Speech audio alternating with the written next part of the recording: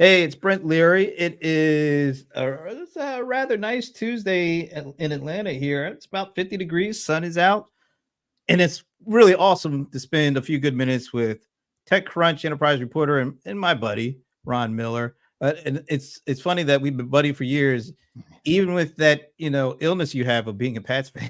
Well, and it's feeling worse these days. Yeah, well, it's been what is this like his 24th year at head coach for Belichick? Are we getting well, Hallis, I guess. What did he spend like 40 years with the Bears? But Yeah, that's Hallis 24 is, years. is certainly the record holder, and nobody will come close to that. But yeah, he's been there 24 years, and who knows the Amazing. way owners fire people after like 5 minutes these days. You're not likely to see that again. Right. So what's your first prediction for 2024? Is Belichick coming back or is he finally taking a bow? Believe it or not, that's a complicated question. I mean, any other coach, and it would be like clearly he's going to be fired. But he's still, we were talking about it before we came on. He's still, a great defensive mind, a great defensive coach. He's just a very dour personality, and whether Robert Kraft, the owner of the Patriots, is willing to put up with that, you know, and losing. Remains to be seen, but he does everything. He's the GM, he's the coach, and a lot of people have said if he's willing to give up the GM duties, maybe he comes back next year. Mm. Somehow I hear Parcells in the background talking about shopping for the Buying the grocery. groceries, right? Right. Oh well, we'll see how that plays out. And we could literally spend a whole hour talking about football, but we can't do that because we got so much else to This is talk not a about. fantasy football Yeah, podcast. not at all. When your teams are not, at the top this year, there's no fantasy involved whatsoever with the football. But we are here to talk about, kind of what happened this year, and quite honestly, what's still happening this Yeah. year as we go into 2024. Just if you got a ballpark estimate of how many stories you wrote this year, what number are we talking? God, I don't know. I haven't added them up. I would say a few hundred for sure. A few hundred. All right, so a few hundred. So you're literally doing about 4 or 5 stories a week. If we're doing that, just a ballpark. So that's a lot of stories. A lot of things happen from the very beginning all the way up until now. Up until Um, yesterday. Literally up until yesterday. Well, let's start with that because really, Adobe. When was the acquisition announced? It was September well over. 2022. It was So September we're 20. we're talking well over a year and like a year and a quarter. Right. And when we were shooting things back and forth yesterday, when that whole thing kind of fell apart, and it made me think, that was announced before the dawn of the Chat GPT era. So this thing had been playing out for so long and so long. There's a big difference between September 2022 and even January 1st, 2023, let alone a year out from that. So when you think about that started and now it's not going to happen, a lot has happened in between Right. that. What do you make of this whole situation?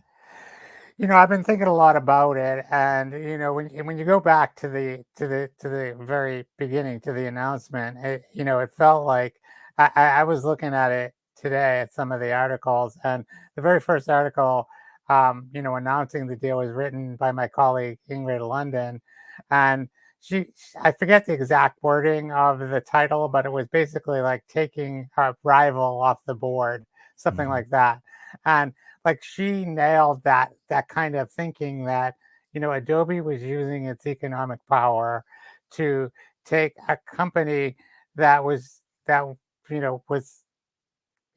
marketing was let's get Adobe. They were they were the young bucks, Yeah. and you throw a bunch of money at them and suddenly they're part of Adobe, and it always felt like maybe Adobe was overreaching. They overpaid certainly. Um, Yeah. 20. I mean, the company had been valued shortly before that at half that, at 10 billion. So, and that was at a time where companies were being highly valued, and some were worth it and some weren't. But you know. they paid a lot of money for it because they wanted it. It's kind of like I keep waiting for the Red Sox to go after some pitching, and I'm like, if they really want it, they'll overpay. They'll like throw a bunch of money at it and Hey, say, they could have had like, Shohei for what, 701 million? I don't know. I don't know if they wanted him because who knows if his pitching will come back, but he's still a great player. But they really need arms, that can actually pitch this year. But they overpaid because they wanted this property and they felt like it was giving them an advantage in the market. And this collaborative product design that Figma has kind of invented and really cornered the market on is something that they're saying, okay, it's an adjacency, it's not part of the Creative Cloud, even though they had tried to create something that didn't do very well in XD. And the regulators just weren't having it. They were just like, this feels like brute market force, and we're going to call you on it. And whether it was the EU or the CMA in the UK or the Justice Department here in the United States, it just seemed like everybody was like kind of zeroing in on this idea that they were using brute force to take somebody who was, could be a competitor, and that nothing good would come from it for consumers, right? Margarita Vesta, who's the head of competition in the EU yesterday, said something along the lines, we looked at it and our conclusion was it would be bad for consumers, it would reduce competition, and it was just like generally overall not a great situation for the market for Adobe to get this. And while the regulators didn't kill it, they sent up enough roadblocks and enough signals that this was not going to happen. And finally, after you said like 17, 18 months, they just threw up the white flag and said we're heading out. And for Adobe, I wrote this yesterday. This article leaves a huge hole for Adobe. Yeah. That basically abandoned the alternative, XD. They admitted that it wasn't doing very well, and that it was basically what they have now is a wrap-up crew.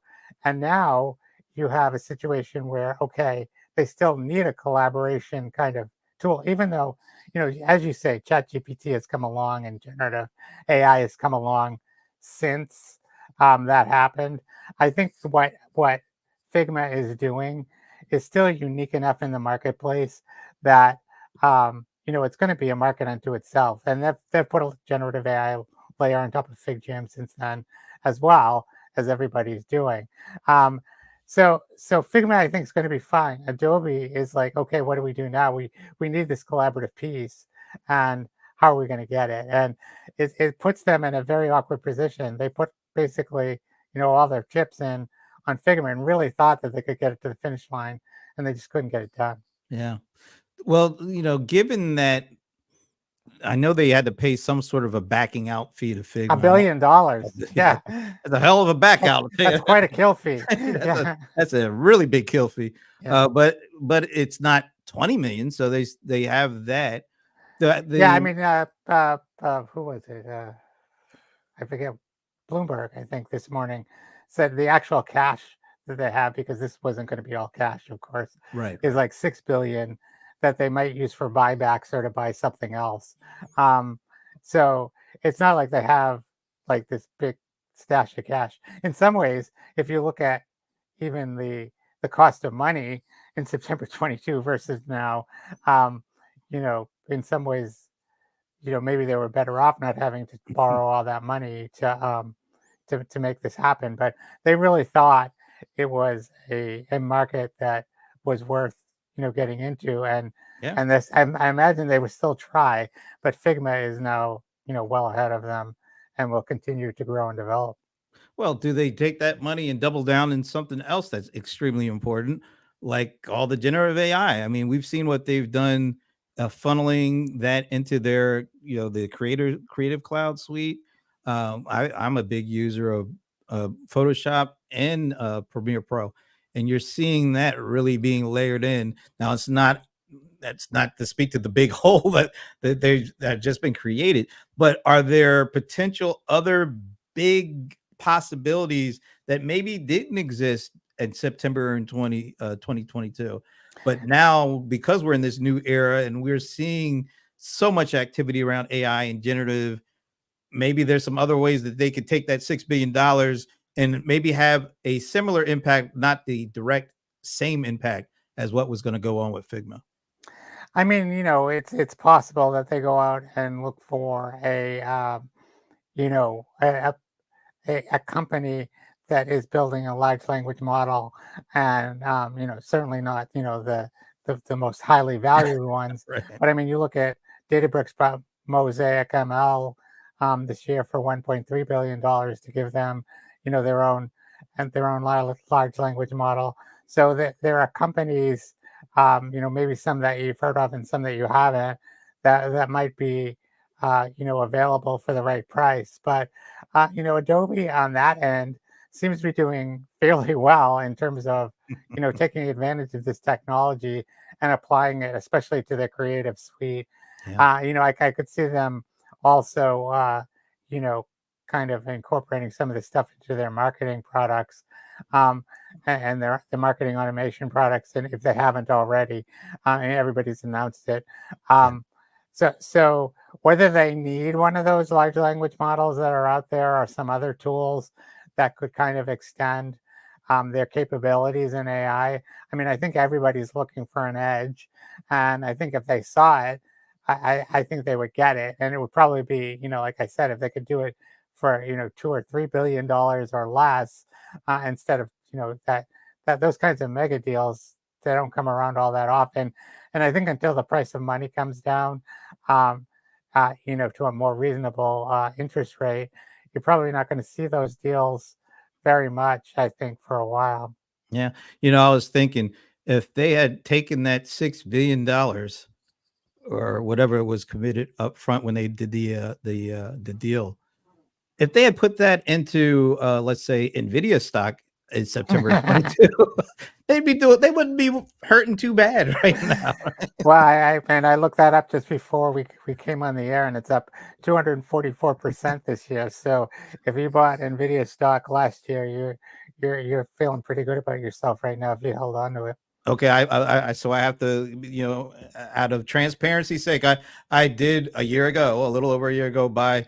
I didn't buy $6 billion worth of. I really wish I had. If you did, you're buying dinner the next time we get together. Right. Yeah, but speaking of Nvidia, that's a company. First and foremost, most people know them from creating the chips that go into gaming desktop and laptop machines. Right. And they have always been like at the top of the line, for that. But all of a sudden, maybe like a year and a half, 2 years ago, you started hearing about how they were kind of using some of that same technology to drive these big power supercomputers with their GPUs that we're creating, but they weren't doing it for graphics. They were doing it to be able to run all these analysis and AI kind of models. And all of a sudden, like I'm going to my regular CRM industry events, and it's almost like you named the vendor. Jensen Huang was on stage with him at the keynote. I mean, there's Microsoft, AWS. I know you went to that. And he was Yeah, he was at there too. reInvent. Yeah. He was at Adobe, I think, the year before. And then that was funny because I think it was this year the AMD CEO was at Adobe. It's like interesting. So all of a sudden you're seeing the chip makers who were big into not as much CPU but GPU, being able to transfer that technology from just the great graphic stuff, but using that to actually run all these big data sets and LLMs. And all of a sudden you're starting to see Nvidia almost show up as they're not in the CRM or CX industry, but they have partnerships with some of the biggest vendors. Microsoft, ServiceNow has a partnership, Adobe has a partnership, Snowflake. Snowflake. Yeah. So what do you make of the rise of the Nvidias and to a lesser extent AMD as the rise of Gen AI continues and will flourish in the years ahead? But the impact that those kind of companies are having on these enterprise software companies. I mean, it's pretty amazing because, as you said, they've been in the right place, at the right time. And for whatever reason, their chips are really good at processing large language model data. And, these chips are like gold. And, you hear stories of venture capitalists buying chips so that they have them for their, and they can't make them fast enough. The supply chain cannot keep up with the demand for these things. And in some ways, the scarcity that's created as a result of that is good for NVIDIA because it just allows them to raise the price. But they're making money hand over fist. And I looked at their latest earnings report, and they had an $18 billion quarter, 18 billion, which was up like 200% Yep. from last year, and like up like 25 or 35%, something like that, from the previous quarter. So I mean, in a lot of ways, this reminds me of Zoom in 2021. Where Zoom stock was growing at three figures. Like 300%. A quarter, their revenue was going up. It was ridiculous how fast their revenue was growing. And I mean, I'm not saying this is going to happen with NVIDIA, but nobody stays this hot forever. and Right. and who knows what kind of technology comes down the road. But for now, those chips are, they're the ones that are used in these large language models. They're costly, and they're the ones who have the lead in this market, and they're making a ton of money as a result. And as you say, they're partnering with everybody. And the cloud vendors, they have this interesting arrangement that I read about, where they're actually, like, they're not selling the chips directly to the cloud vendors. They're actually setting up boxes in the cloud vendors data centers, so they're like acting like colos Mhm. for NVIDIA, which, like, nobody else would get away with that, right? Right.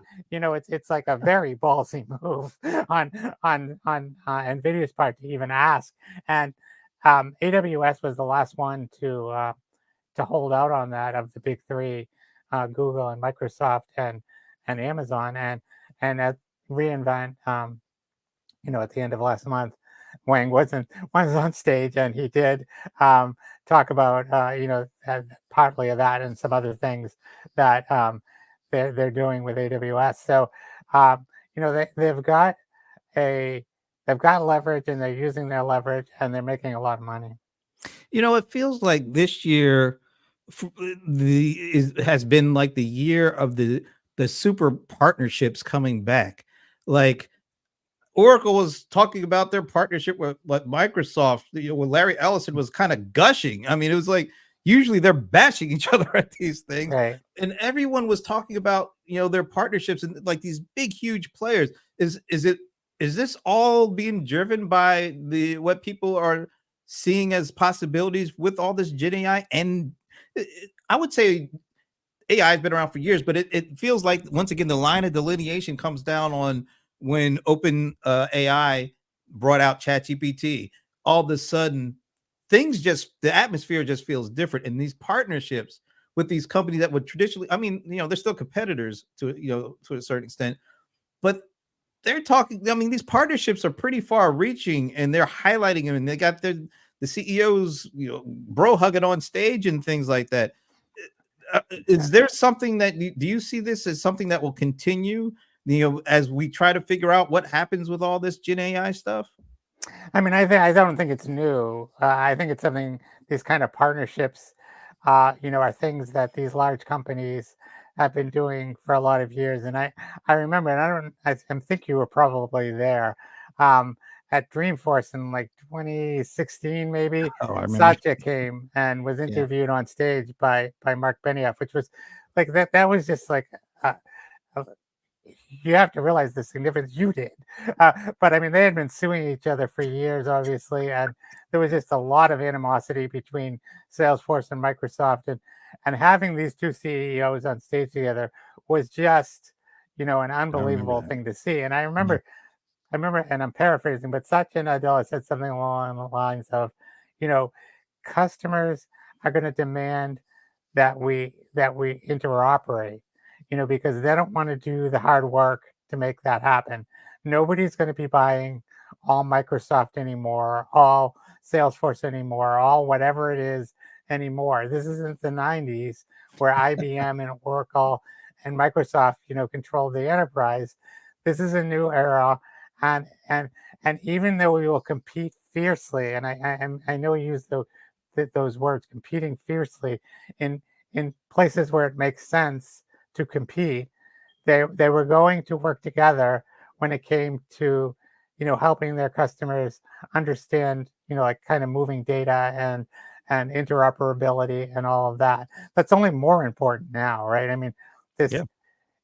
generative AI is a data play. It's only as good as the data you put into it. You have to be moving data in some ways more than ever you have before in the enterprise, and it's no easier than it was. And in fact, I think it's still going to be a huge obstacle to the quality of these tools. And we're seeing everybody, and one of the things that I've been thinking about, everybody is announcing that they're adding this layer onto their software, and everybody's not going to do it equally well, right? Right. I mean, it's just impossible that people are going to take this advanced technology, and figure out how to use it and maximize its potential. The APIs make it a lot easier to do, but when it comes down to it, there's going to be degrees of difference between different vendors. And yes, they're going to work together, but some are going to be better than others at this. Some are, and you look at how they're doing it. Like, okay, so Microsoft right now, they have this big partnership with OpenAI, and they're kind of mastering um, how OpenAI works. And Mm-hmm. so they're putting their eggs in the OpenAI basket. Right now, it looks like a pretty good decision. They're creating Copilot with it, for Office 365. They're creating GitHub Copilot to create, um, you know, to help with coding. They have the whole thing with Bing, and they're implementing this in a very kind of sophisticated way because they have access to a lot of this technology because of the partnership, which is just what you're talking about, that they've had, they've created with OpenAI, and it gives them, kind of a big advantage here, and they're taking full advantage of that, and you're gonna see that, like all these different companies now. You have, the big, uh, the partnerships that AWS announced to reInvent with other large language Right. vendors. You have Google announcing their own partnerships. Everybody's trying to kind of get their foot in the door of these large language models. Microsoft is kind of putting all their eggs in the OpenAI basket. AWS with Bedrock is saying we're going to have these APIs that kind of feed in to all these different models, and then you have more flexibility and more choice. So, I mean, there's different ways of thinking about it, but it all does pivot on what you were asking about, which is partnerships. And there's going to be a lot of that, I think, in the coming year, where companies who are having trouble figuring some of this stuff out have to work more closely with each other to make some of this stuff work, in a coherent way. Yeah. Well, speaking of coherent, the Cohere, they were the big partners at the Salesforce. Although Mark Benioff did have the fireside chat with Sam Altman at Dreamforce, but they've also made a Cohere announcement, and also Oracle made a pretty significant Cohere announcement. It feels like right now there's a lot of, and of course, Anthropic, Google has been a lot of money in the Anthropic.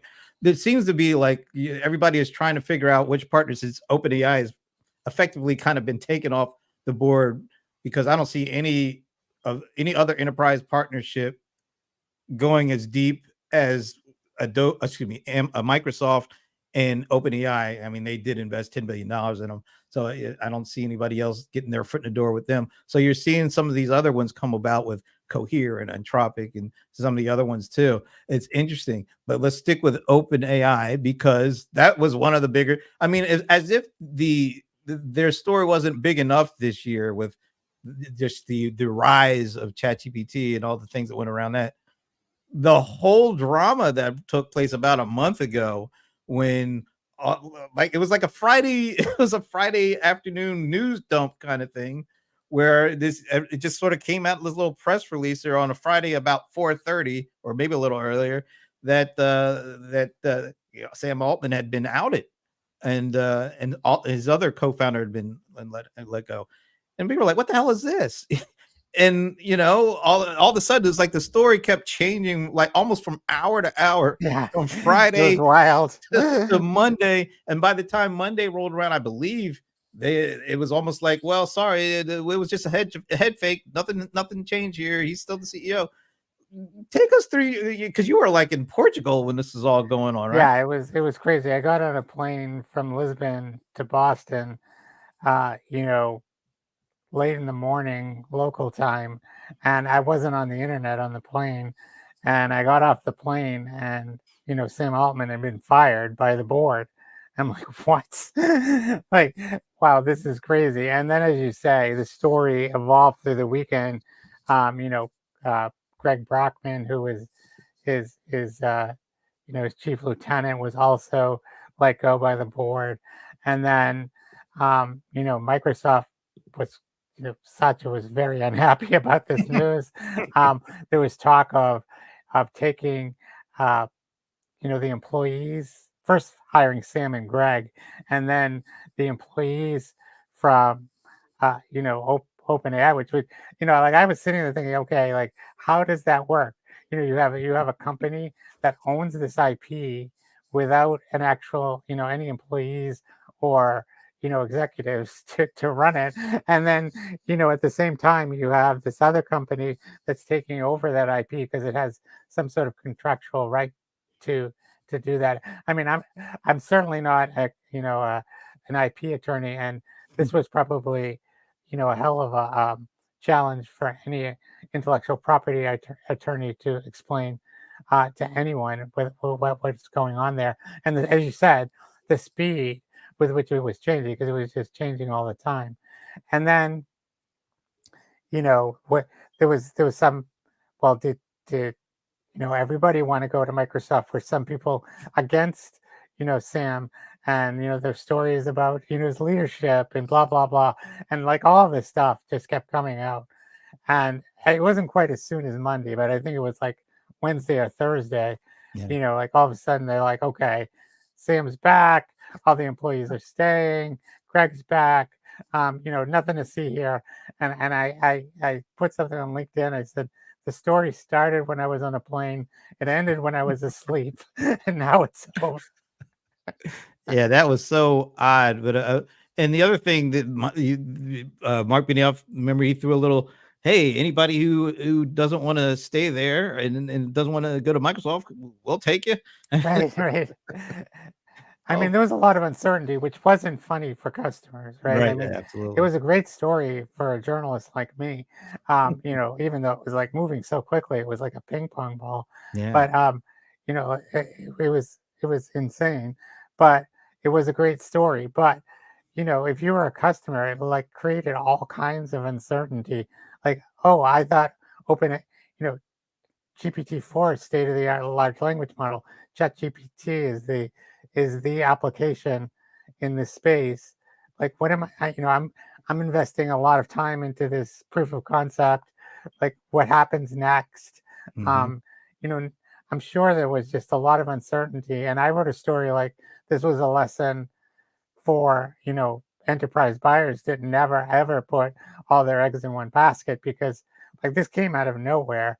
We think it's over, and it seems to have settled back down, Yeah. but what impact it will have in the coming months, we still don't know. It just seems like it was quite a roller coaster ride for a while. I'll tell you another company that's been on a roller coaster ride this year. It started off very rocky and seems to have straightened out by year's end is Salesforce. I mean, you remember the way that the year started for them was massive layoffs, and the way that they were handled were terrible for the most part. I mean, Well, I mean, people, they had so much going on.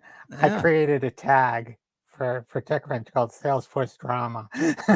So yeah. I mean, they had the layoffs. They had uh, they had the big big name executive CEOs, exodus. yeah, Yeah. leaving. I mean, the Slack CEO, founder, he left, but that one was kind of known to happen. But then the person that Lydiana Jones, who was replaced him, she resigned and moved on towards the end of the year. Right. The Another big story that we haven't even mentioned. Yeah. So, but the layoffs really put them on a tough footing at the beginning of the year, and the way that they were handled, because the kind of leaked out how that call went, and it did not go well. And they were on the back foot, and you felt like Mark Benioff was, for like the first time in a long time, was kind of caught off guard a bit and was on his back footing. But I have to tell you, by September, when Dreamforce rolled around, it feels like they had completely gotten back on track and we're heading in the right direction. That last earnings call, people are still talking about how good that thing was. And so it started out rocky, but at the end of the year, it seems to be on a pretty, sturdy standing. What was that like watching, and any insight you have on what took place with Salesforce this year? Well, I'll tell you, I looked at, I did look at the string of stories that I wrote on that. And for about, from late November, when Brett Taylor, surprisingly resigned as That's right. I co-CEO. forgot about him. That's right. He and That was what never kind of kicked off all the drama. He, at their earnings call in November of 22, activism. you remember that Brett left, and then the activists came in, That's right. and like usually when you have an activist inside a company, you have one or two, three. They had five. They had five activists. They just kept like dribbling in too. Like first, I know, and these were not like, these aren't activists in general, don't play nicely, and these were hardcore activists. And as you say, so you had the layoffs, which in some ways were because of the activists. Benioff had to give a signal that he was cutting costs, because that was job one. There was all these stories about, like Elliott wanting a board seat and 3 board seats, and there were other activists who, one of the activists actually got a board seat, and they had this kind of pivotal earnings call on, I think it was March 1st, and like everybody was watching that, and because as you said, Benioff was on his heels, and people were beginning to wonder, like, is he losing control of his company to these activists? And I remember I spoke to one CEO who said, do not underestimate Mark. He is a seasoned CEO and he knows what he's doing. And I was like, I don't know. I mean, this doesn't, this is like, like they're swarming, I mean, it was a very difficult kind of political situation for him to maneuver in. And he did it. And the thing that he did, somehow magically he produced this great quarter. It was like revenue was up 14%, and 14% in March 2023 was, like 40% in another year. right. Like SaaS companies are, if they have double digits, it's great. If they're in the teens, it's like, whoa, you guys are doing great. A lot of companies are in single digits this year, and so, or we're seeing quarters where they were. So, 14% was a great quarter. We had a story, Salesforce strikes back. Benioff was at the Upfront Ventures conference out in LA, and he was interviewed on stage, and he was justifiably gloating a little bit, and he was in this earnings call, he was like giddy. He got what he needed to get, and sure enough, like with over the next several weeks, there were these series of actions where the activists all kind of backed off, and by April 1st, I wasn't writing about Salesforce anymore. I was writing about generative AI, and that kind of started to suck the energy, of the news cycle from that point forward. But up until that point, from November, the end of November, through the end of March, Salesforce was the story.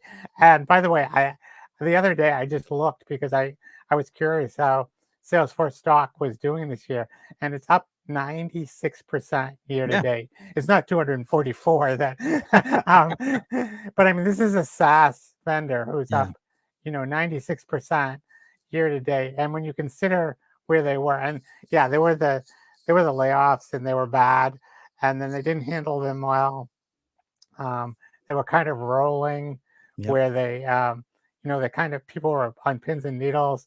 And then, like in September, there's word they're hiring 3,000 people, and it kind of brought to mind. You did an interview with Bob Stutz on your show, and he's like, "How do you wake up in the morning and find you had like 10,000 people you didn't need?"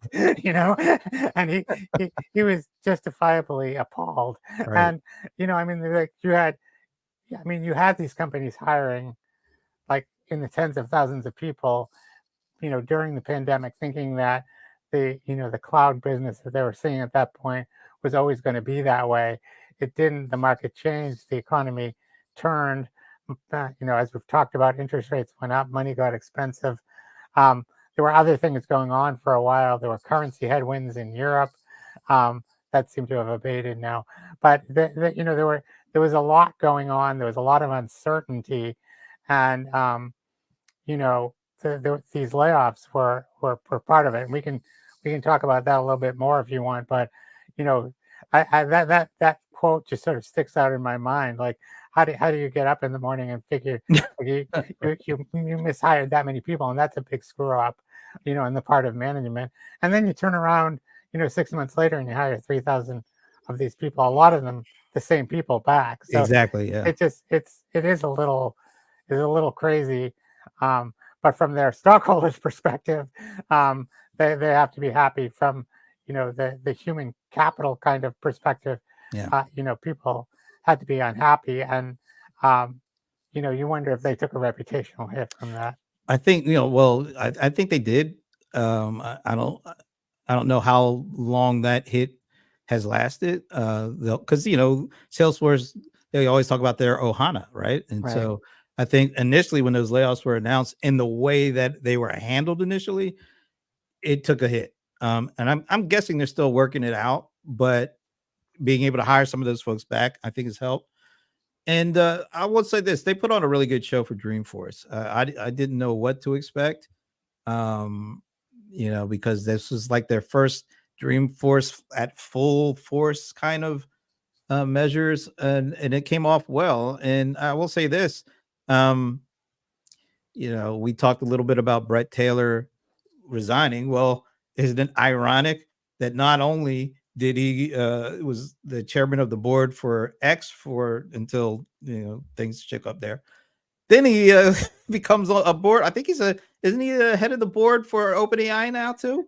He's in the transition board. I don't know if he's going to be on the final board. I don't know what's going on there, but I know that he was part of the transition board that was created to create a new governance structure for OpenAI. So yeah, Yeah, he's involved with that. So he he uh, he is always in the middle of whatever is the most interesting technology of the moment, I think. he's like the Forrest Gump of the industry or Yeah. something because he nothing happens without him having some kind of direct tie to it.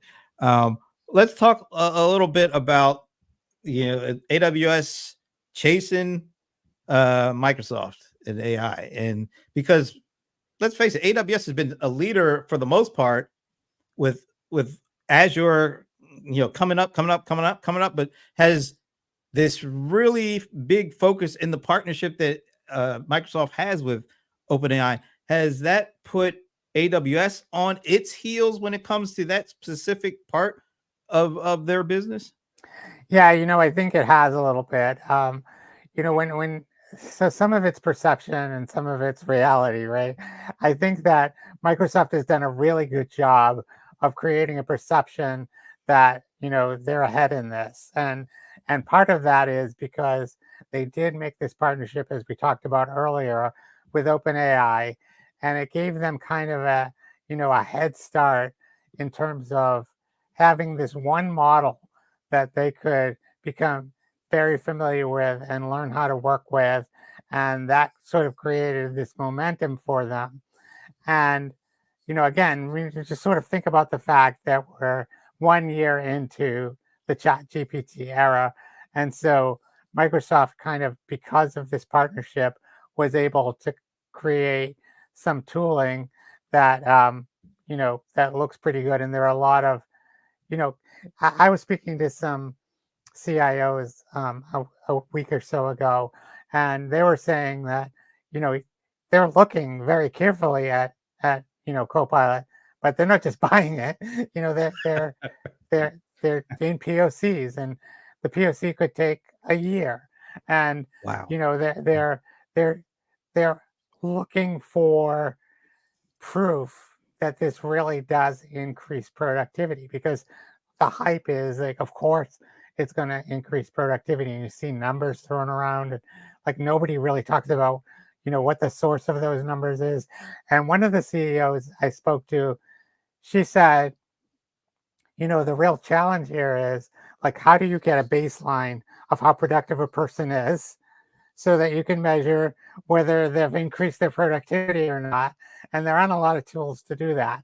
And now Microsoft is creating some dashboards that at least show usage, so you can start to see how people, because again, another aspect of this is, Microsoft and others want to charge more money for using this technology, which is only natural.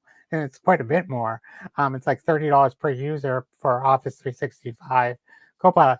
Now we know there are certain users who use Office 365. They do like 5 things. Right. That's all they're ever going to do, right? And they're not going to take advantage of this. And so, do you really want to spend $30 for those people, or do you want to do it for like the people who like are immersed in like very complex, Excel spreadsheets, who then can take advantage of the generative AI to create some of the formulas to help them maneuver around these spreadsheets? So again, I mean, this all goes back to the question was about AWS, but the perception. My point is that Microsoft is super far ahead, Yeah. and I'm not so sure. We always talk about technology being early days. It's early innings, however you want to say, and we really are early days. We're 1 year into this, and hardly anybody has actual working products in the market, right? We've had a lot of companies announce stuff that's in progress, and we have a lot of, customers like the ones I spoke to, the CIOs I spoke to, who are playing with this, who see potential, but aren't ready to lay out the dough until they know that it's really going to be productive. And so here you have AWS, who, feels like they're behind, and in some ways they are, but they're taking a different path, right? What they're doing is they're saying, okay, instead of like saying we're going to get to know this one model really well and then plug all our stuff into it, they're saying we're going to work with a lot of large language models, and maybe there are some that haven't even been created yet, and we're going to create this infrastructure that allows you to plug into those via API, and that's their strategy. It's they sort of came late to it. It's late when you consider where Microsoft is right now. But my what I've been wondering about is, because it's so early, if we look at this, if we have this conversation next year at this time, or the following year at that time, will it matter, right? Because it is so early, and companies are still just kind of figuring out what they can do with it. And how companies use this, whether it's through their vendors or whether they're creating kind of in-house software that's going to start to take advantage of this, is going to be a big part of how this kind of rolls forward, and who gets the advantage over it. And there's these large language model vendors. It's a lot of people I talk to say they will probably become commoditized at some point, and then what's going to matter is, like, do you have the capacity to kind of create the infrastructure to take advantage of these models. And who has that? The cloud vendors, Right. right? And so, sure, there's going to continue to be a battle between these big three vendors. And, we haven't talked about Google. And Google just, Google should, I'm always baffled by Google, where they are in this. They're like, 10, 11% of the market in cloud infrastructure. And you're like, how can they be that when they're the ones running some of the biggest applications in the world? They have figured this stuff out in-house. They haven't really figured out how to package it and sell it. Mm, They had TPUs long before, people were using, NVIDIA for their GPUs. So, mm, so you have this other company that has this like brain power and these products and these in-house capabilities that they've had trouble kind of translating into commercial products.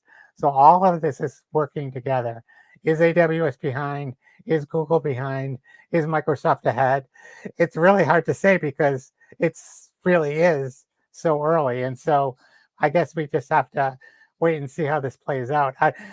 In any other kind of situation, I might say, oh, well, the first to market is going to have a big advantage. But I don't know if that's the case here because everything is so unknown right now. There's a lot of unknowns and there's a lot of maneuvering, and companies are still trying to figure out what they're doing with this.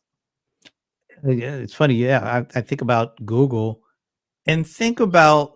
I was talking to one of their executives years ago. I'm literally 4 or 5 years ago, and even at that time, they had at least 7 different applications that had at least a billion person user base. You think about Gmail and search and AdWords and YouTube, all these different applications that Google has that people are using that provide so much contextual data and of course search, and Chrome, all these things that are at their disposal to really pull all this stuff together and run all their AI and Gen AI stuff on top of all this data. Yeah, it is kind of curious how they're so far behind to a certain extent, and it doesn't feel like it feels right now it's a two company race, but like you said, it's still very early innings, and the company that has all that at its disposal, you can never count them out. And then there are companies like Oracle, who, if you look at it from a verticalized kind of aspect, they bought Cerner for 30 billion. They're going from, like, as they call it, bare metal to app level in healthcare, and they literally have servers and they have the database technology and they have the application stack and they have the Gen AI and they have the relationship with Cohere, and I'm sure with others. So you can look at it from the verticalized solutions. You could look at it from the the big kind of the horizontal solutions, and it's still so early. I think there's going to be multiple winners. I don't think there's going to be a one LLM rules them all kind of thing. Even at the Ignite, Satya was talking about small language models too, and verticalized LLMs and what role they're going to play in this. I don't know what to expect over the next year. What do you expect? What do you think will happen over the next year? I'm not putting you on the prediction hot seat or anything, but what do you look for next year in terms of, particularly in this area, like a company, and make a move of buying another one of these, or is it somewhere something's going to come out of the dark, like sort of like OpenAI and ChatGPT, and disrupt the disruption that's currently taking place? I mean, what do you see next year? I mean, any of those things could happen, right? But I think that we're going to start to see companies implement some of this stuff, right? Even the products that were announced this year will start to come to market, and then we'll start to see companies using them and seeing, what happens. And we haven't discussed, some of the serious limitations of this technology, and you have to wonder, is something bad going to happen? And I'm not talking about like, um, you know, like something uh, tragically Catastrophic. bad, Yeah, right. but reputationally bad could happen, and how is that going to affect things? The other thing I think about is, as companies start to implement this, if you're doing, if you start to trust, GPT um, Mm. models to do some work for you, and then you get burned, right? Because I mean, and if it's something small, like you get yelled at because the report was wrong, I mean, it's not like, a business disaster, and it's not like tragic like some of the most dystopian kinds of fears that we've heard this year. But it's just, I'm a worker, I use this technology, and it burned me. Am I going to want to use it? you know, uh, and so those kinds of things are kind of rattling around in my brain. I want to see, we should start to see some companies implementing these more in a more widespread way. And what is that going to mean? And again, what is it going to mean to productivity? Because we have this massive hype machine right now. Oh, it's going to improve, you know, productivity 25%. It's going to improve it 50%. People throw out these numbers. I have not seen, as I said earlier, anything that shows me like a study to point to where these numbers come from. It's like the marketing team made them up, and um, I and think I shared. I think I shared something that was said that came from Mark Andreessen, and you let me know what you thought of that one. yeah, you know, people can say a lot of things, but let's see what happens when the rubber hits the road with this stuff. And I'm really curious to see. I mean, on one hand, some of the stuff that we've seen that this technology can do. I mean, if you're in this business and you don't get excited about, you know, what this potentially can do, maybe you shouldn't be here, because this is exciting. Yeah. But this kind of transformational technology doesn't come along all that often. I mean, we saw it with mobile, we saw it with cloud, and we didn't see it in like quite the same way that we're seeing it with this, where you can see like this changing the way we interact with computers. It has the potential to, instead of like making the computer do something, we're just saying, okay, I want to do this, just do it for me, and potentially it can do it. It can change the whole dynamic of human and computer, and that's pretty exciting. But like I said, there are limitations here, there are risks, and there are hard parts of this, like getting the data right, getting the governance right, getting the privacy right, Yep. getting the models, the way the data that you do get interact with the model. We've seen with single task models, we've seen model deterioration over time. Um, are we going to start to see that with large language models? I mean, again, I'm not a computer scientist. I've said this to you before. I talk to a bunch of smart people, and I try to learn as much as I can about this so that I can communicate in a semi-intelligent way with my readers about what I'm seeing and what's happening in this market. But I wonder about these things, and those are the kinds of things that I'm going to be looking at next year. I expect you're right. We will see some consolidation.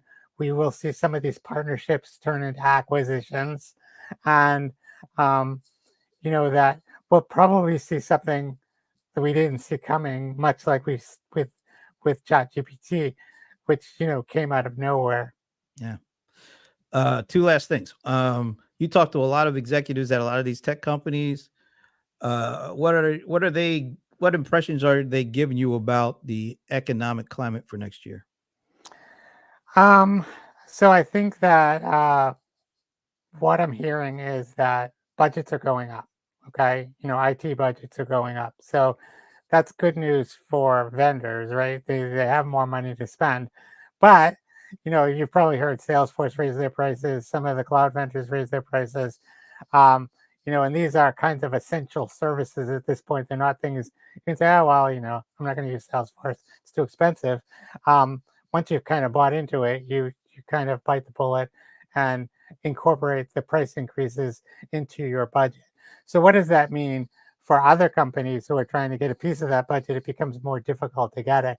And then when you combine it with the whole generative AI experimentation that's going on, that's another piece of budget that's going to get eaten up by this. And so um, the economics look somewhat better. The signs point to interest rates continuing to stabilize, that inflation appears to be stabilizing, that the currency um, exchanges appear to be stabilizing. And if all that happens, then we should have, you know, the ingredients for a good economic conditions. Whether that translates into, you know, better business is going to depend on so many things. And especially if you're a startup trying to sell into the enterprise, you have to compete with all these, things like price increases from the essential vendors and this kind of new kid on the block who is eating up a lot of energy. This has been really great. It's always great. And I'll just end and ask you this because I know this is something that you're interested in. I've been interested in too. What happened to all the DEI activity that a lot of these companies were talking about, particularly at the beginning of the George Floyd kind of situation? And we're like 3.5 years in, and there was a lot of talk. There was some money being invested in certain things, but here we are at the end of 2023, and I'll be honest, I haven't heard a peep about it lately. No, I think you're right. I think that a lot of the energy that was created as a result of the murder of George Floyd, that resulted in a lot of like creation of heads of DEI and a lot of promises on the part of companies to be more diverse and inclusive. And um, I don't know that I don't want to say we're back to square one because I think there was an evolution that happened, and there was a lot of education that happened.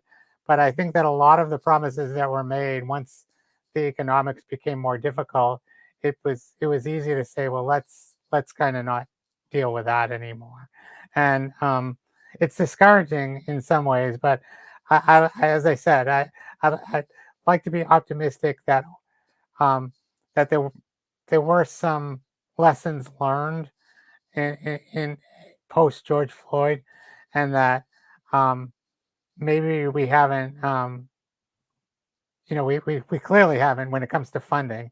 There's probably less money going to Black funders than there was before, in spite of all the promises. Um, Mm. but I'm hopeful that that we've taken some steps forward, and that companies will continue to build on that. But you're right; it's sort of gotten quiet.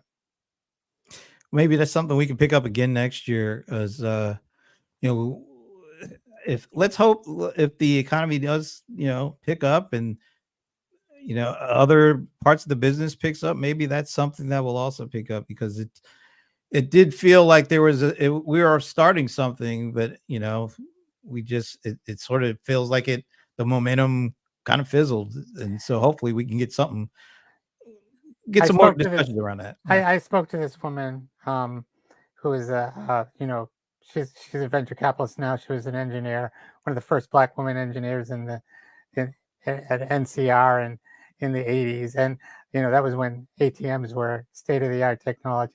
And she told me like her dad was an engineer. She's a Black woman, and she said that that throughout her life she saw periods like the George Floyd period where there was momentum for change, and then she called it the window slamming shut. I would Mm. like to say the window didn't quite slam shut this time, but the window did go down for sure. And um, I'd like to see, I'd like to see companies pushing the window open again.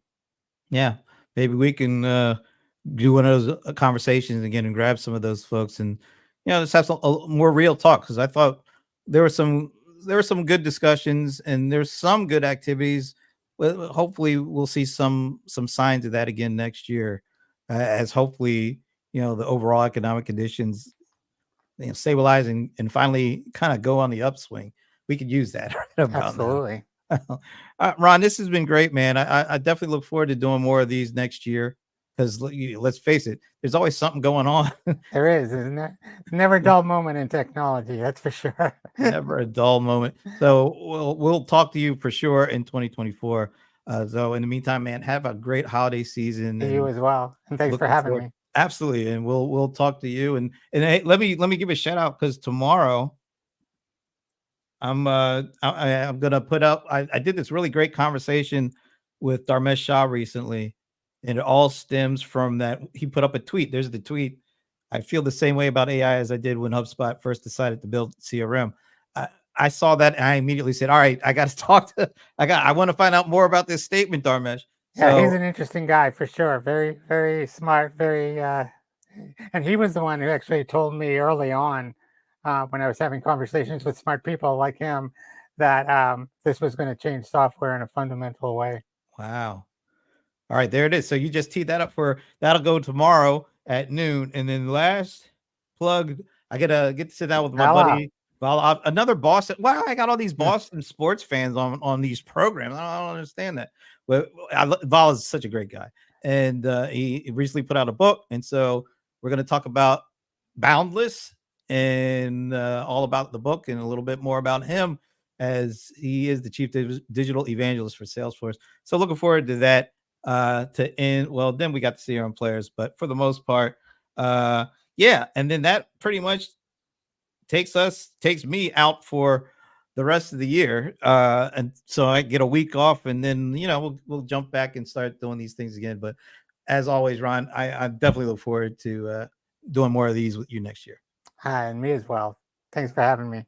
All right. And thanks to Anand and Monique and whoever else is out there shooting out questions and comments. This has been great.